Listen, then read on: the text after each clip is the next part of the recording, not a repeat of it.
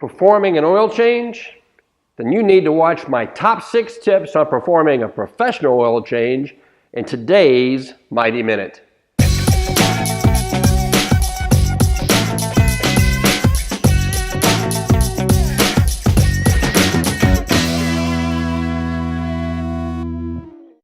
If you work in a busy shop, you know it's not hard to forget to put the new oil back in the engine you just drained the oil out of. So here's a tip to help prevent you from making that potentially costly mistake. Before you even start the job, simply remove the oil fill cap and place it up by the hood latch.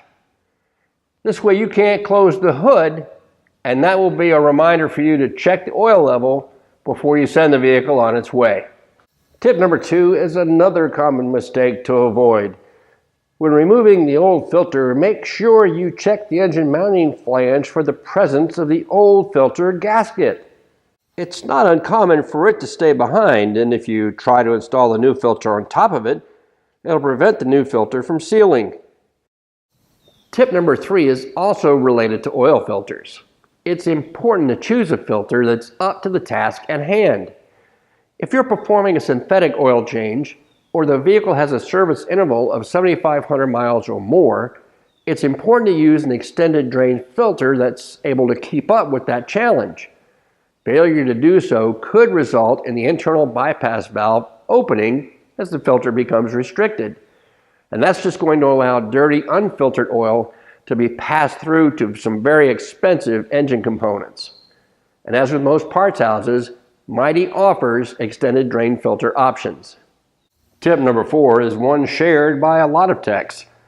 I like to take a permanent marker and put the date and my initials on the new filter casing just to help the next guy know for sure when the filter was last changed.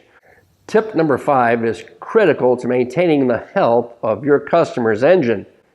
Use only the oil specified for use in that application by the vehicle manufacturer. This means you'll have to look up not only the viscosity, but any API or ILSAC ratings that may be listed, as well as any OEM specific standards that must be met. While you're at it, make sure that you look for the specifications for fill so that you put the right amount of oil back in the engine when you're done. Never overfill or underfill. And tip number 6 is one that applies to any service or repair you perform. Verify your work. Start the engine up and allow it to run for a few minutes before shutting it down and verifying that the oil level is correct. Take another moment to make sure that there's no sign of leakage, especially around the new filter and of course the oil drain plug.